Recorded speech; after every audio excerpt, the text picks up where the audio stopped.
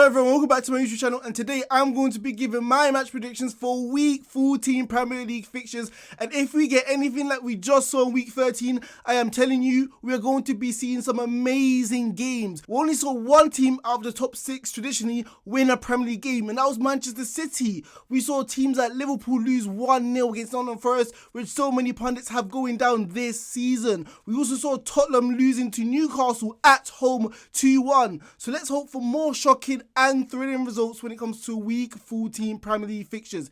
And when it comes to this week, I think we are in for some amazing games. Like I said, we got Leicester City versus Manchester City, and if you asked me a few weeks ago, I would have said Leicester City are dead and buried and have no chance in this game. We also got other games like Arsenal versus Nottingham Forest at the Emirates Stadium. Can Nottingham Forest make it back-to-back wins in the Premier League against two of the top 6 sides traditionally? However, before going into this video and give my predictions, you know what I'm going to say. Make sure you guys like, comment, and hit that big subscribe button right there. And make sure you guys in the comment section give me your own predictions. Who do you think is going to win in week 14 Premier League fixtures? So the first game I'm going to be predicting, like I said, is going to be Leicester City versus Manchester City. And like I said in my introduction, if you asked me this 3 weeks ago, who I think is going to win, I think it's going to be easy. Obviously, self-explanatory. Manchester City, especially with how well they've been playing and how poorly Leicester City have been managed and been playing on the pitch as well. Sitting, 17th in the Premier League table right now. But if you've seen their last few results and so on, the way they've been playing, it feels like they're starting to change things around. It feels like they've been playing well and they have momentum on their side. They have literally picked up 7 points in their last 3 games, having clean sheets in every single one of these games. And if you asked the Leicester City fan if this was going to be possible a few weeks ago, they would have laughed at you because of the way they've been defending recently. Shambolic. But it feels like the defense has finally settled down with the exact same back four which they've had in their last 3 fixtures, with obviously players like James Justin returning back from injury, other players in the back four as well, Castagna at the right back position as well. So let's see if they're going to be able to keep Manchester City at bay. But this is going to be a massive ask, because there's one thing keeping a clean sheet against Wolves or Crystal Palace. It's another thing keeping a clean sheet against the Premier League champions who have been scoring goals for fun, who have pretty much scored in every single game I can think of on the top of my head, and are the Leeds top goal scorers in the Premier League this season so far. Although Haaland may not be playing because of his injury, we know Manchester City can return back to their false 9 system, which has given them so much success in their last 2 seasons, winning the Premier League. So I feel like Manchester City, despite having their best goal scorer at the club right now injured, I still feel like they'll be able to fire on all cylinders against Leicester City. However, like I said, Leicester City have key players returning to form. Vardy scored in his last game. Talisman, looking at it, feels like he's put the beef behind him between Leicester City and himself, obviously wanting that key move in the summer.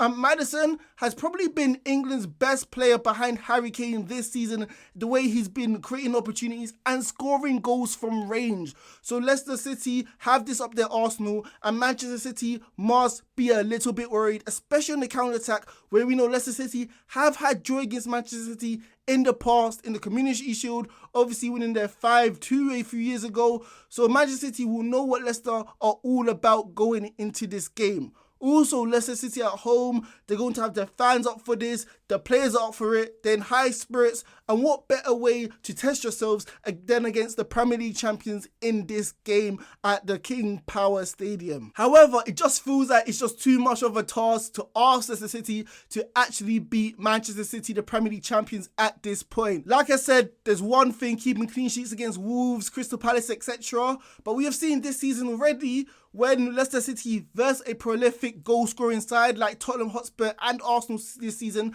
they have conceded 10 goals in the joint 2 games I've just mentioned. So imagine versus Manchester City, who score goals for fun, and like I said, have scored the most goals in the Premier League this season. It's just a tall order to ask. I think Manchester City will be fairly comfortable. I think Leicester City may frustrate them a few times, but I can't see the English champions losing this game. I'm going to go for a away victory, 2-1, at the King Power Stadium. So in this game I'm going to be predicting is Manchester United versus West Ham, and going into this game I think it's going to be a fantastic contest against 2 very good sides this season. And going into this game, Manchester United and Ten Hag must be encouraged, because it finally feels like Manchester United are starting to understand what Ten Hag wants, what he demands, and they've been performing at a very good level so far this season. It feels like they're starting to develop their style of play, and it's starting to feel like it's seamless, it's instinctive. It feels like they're starting to gel well together as a unit when it comes to creating opportunities and chances. I feel like especially going down the middle of the pitch, Manchester United have been fairly dominant this season with Martinez and Eriksen, ball playing brave players who are not scared to try attempt to break the lines. It's starting to pay dividends for Manchester United, causing teams all sorts of problems. However, I still feel like there's room to improve for Manchester United, especially down the wings, where it feels like players like Sancho is struggling this season to find his feet, not looking to commit himself when it comes to one-on-one duels against right backs, and even Rashford follow into the left-hand side. He hasn't been pulling up any trees as well. So it feels like the weak point within this Manchester United side is down the whips. Obviously, Anthony has performed well, but especially down that left-hand side, Manchester United don't really have a threat to literally hurt teams. And I feel like this might play into the hands of West Ham, where we know how David Moyes loves to set up against the big sides. David Moyes loves to be rigid, loves to be condensed, tighten the spaces between the defence and the midfield, making it impossible to provide key passes between the lines. And this might frustrate Manchester United and cause them to go down the width where I just displayed. They are very, very weak down there and don't really offer much of a threat, especially down the left-hand side. So potentially, we never know. This may play into the hands of West Ham and they might get joy and potentially a result. We know Rice and Soucek are very dominant, defensive-minded players who love to protect the back four, and players like Eriksen and Bruno Fernandes may be frustrated to try find space to create chances for their forwards. And we know Manchester United going forward aren't clinical. We saw Rashford miss key chances against Kepa and the other game against Newcastle. So even if Manchester United do break down West Ham, who are we to say that they will score the all-important goals to win this game? I know it feels like I'm a Manchester United hater, but I honestly feel like West Ham have a great opportunity to score and potentially snatch points within this game. We saw the last game against Bournemouth. We saw last season. We know how dominant West Ham are when it comes to corners and set pieces. It's literally their religion. They love to get goals from that part of the game. And I feel like in this game against Manchester United, they may find joy. I feel like Manchester United right now are a fairly smallish side. Obviously, Ronaldo not playing, Varane being injured. So who are those key players who are going to defend players like Craig Dawson or players like Zuma, Soucek, Rice, Shamika as well? Dominant, massive players who love to win headers when it comes to set pieces. I genuinely feel like West Ham can get joy, and especially with Manchester United going forward and how inconsistent they are, I'm going to be predicting a 1-1 draw between these two sides at Old Trafford. So the next game I'm going to be predicting is Liverpool versus Leeds. And as a Liverpool fan, I do not know what to expect from my side right now. It starts to feel like things are turning around, us beating Manchester City at Anfield. But ever since then, it feels like performances have started to plateau. We saw in the game against West Ham where it felt fairly lucky that we're able to win 1-0. And even the game against Nottingham Forest where we deserved no point in that game. Nottingham Forest, a relegation contender. We should not be losing that against them away from home.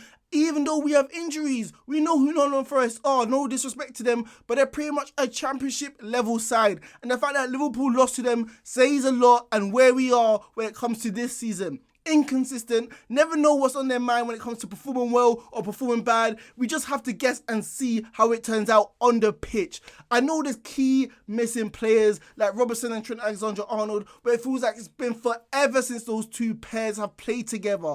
Obviously, Thiago injury. Obviously, Diaz having the flair and creativity to create chances out of nothing. We're missing him as well. But we shouldn't be performing this bad against lower relatively sides who we should be beating. And going into the game against Leeds, I don't know what's going to happen. I don't know who's going to start. I feel like the team may pick itself because of the injuries. So players like Carvalho down the left-hand side where I feel like he's not shown his glimpses of magic, which we thought he would, especially moving from Fulham. Obviously, Elliott as well, playing decent, best midfielder. But I feel like the players behind him, like Fabinho and Jones in that last game in Nottingham Forest, offer us nothing going forward. I just feels like there's so many problems. Maybe we're facing Leeds at the best time possible. They've lost 3 games in a row. Jesse Marsch is under a lot of pressure from the Leeds United fans, not performing well, not getting the best out of his players. But however, I'm still scared of players like Aronson, Rodrigo, who did start the season very, very well, and we know have the quality to punish us defensively. I know we've kept 2 clean sheets in the last 3 games. It just still feels like we have a mistake waiting to happen, like Gomez shown in the last few instances against Nottingham Forest. So going into this game, you just never know what's going to happen. And call me crazy, I don't know why I'm predicting this. I just think Liverpool will be able to win, scrape a win. I don't think we're going to play well because we haven't played a solid game of football for a very long time. But I feel like at Anfield, we never lose there. We've won there back-to-back games this season. We'll figure something out and the fans will claw us over the finish line in this game against Leeds. And I'm going to go for a 2-1 victory at Anfield against Leeds. So the next game I'm going to be predicting is Arsenal versus Nottingham Forest. And let me just start with the home side Arsenal. I know we've been giving them so much plaudits this season, the way they've been playing stellar, confident, attacking football, which has been getting them results. But in the last 3 games, Arsenal have not played well. We can cut it and talk about it the way we want to. It's a known fact. I'm including the Europa League game, by the way. And it just feels like, are Arsenal starting to teeter? Have they been falling from grace now? Are they starting to return back to earth and we're starting to see what Arsenal really are? Or is it just a blip? Because obviously it's very hard to sustain such a level when you have young, inconsistent players playing in your starting 11. So we will have to see in this game against Nottingham Forest. And maybe Nottingham Forest can get a result. We saw that the tails and confidence up since they beat Liverpool 1-0 when everyone gave them not a chance. So potentially facing another top 6 side with their chest out, maybe they'll favour this matchup, playing counter-attacking football, setting up on the low block against Arsenal to frustrate them and hit them on the counter whenever they have the opportunity, especially when they have naive defenders who make silly mistakes like Gabriel at the back. However, Arsenal and Liverpool at this moment in time are completely different, and Nottingham Forest should not get their hopes up too much. We know Nottingham Forest had the perfect setup for them going against Liverpool. They were at home, so they literally had their fans' energy to feed off. They're not at home against Arsenal. Arsenal at the Emirates, we know, have been dominant and they never really lose there. They're undefeated this season so far at the Emirates. B, we know right now Liverpool are a sleeping giant in the fact that they haven't been playing well, so they're sleeping, but they're a massive club, big enough for the Nottingham Forest fans and the players to get up for. However, we know with Arsenal, they are an active and awake giant who have been playing very well this season, so that's another fear for Nottingham Forest to have as well. And Arsenal this season, I feel like potentially against the low block, have the players to literally break down Nottingham Forest. I feel like Saka, Martinelli, they love to engage. They are very active. They draw players out of position, which will create more space for players like Odegaard to roam around in the pockets of space. We know players like Xhaka loves to make those surging runs into the box to create chances and score goals. I feel like it's going to be an overload for Nottingham Forest and there's too much to be aware of. Even Ben White stepping into the midfield or creating overlaps for Saka whenever he's double teamed down that right hand side. So going into this game, I think it's going to be a straightforward victory for Arsenal. They're going to return back to winning ways, and I think they're going to win quite comfortably, and I'm going to go for a 3-0 victory at the Emirates. So the last game I'm going to be predicting is Bournemouth versus Tottenham Hotspur at the Vitality Stadium. So let's see who's going to win. And going into this game, I don't know if Conte and Tottenham are caught in a catch-22, but it really feels like it at this moment. Because prior to the Manchester United game, Tottenham had made their best ever start to a Premier League season in their history. Tottenham have scored the 3rd most Premier League goals so far this season, despite playing counter-attacking football. Kane is the 3rd top goal scorer in the Premier League so far, scoring all-important goals to get Spurs results. They have a world-class manager, a system which feels like it's functioning at the moment, but it still feels like there's a dark cloud hanging above Tottenham right now because of the way they're playing is completely abysmal. And we can't deny, they've lost their last 2 games against Newcastle and Manchester United. When they face the bigger sides, they can't perform. Like Conte said, they can't raise up to the levels or the standards, and they literally dwilter. So going into this game against Bournemouth, it's more suited to them. They're versing a lower half side who we know are pretty much one of the favourites to get relegated. And I know Gary O'Neill has been getting his players to perform well ever since Scott Parker literally got the sacked earlier this season. However, it is going to be a massive ask to beat Tottenham so far. Bournemouth have lost 2 of their last games so far, so it feels like they're returning back to earth when it comes to their form. And Tottenham Hotspur away from home, they can soak up pressure, play counter-attacking football and get the win like they usually do against the lower half teams. Win the game in transition, be the ultimate opportunist, and when they see a chance, take it. So I think they're going to be able to get joy. Newcastle, Manchester United have one of the best defences in the league, so it felt like Tottenham couldn't rely on these sort of mistakes. But Bournemouth, a lower half side, they'll have more opportunities to put the game to bed, especially having clinical finishers like Son and Kane. I'm going to go for a 2-0 away victory for Tottenham Hotspur.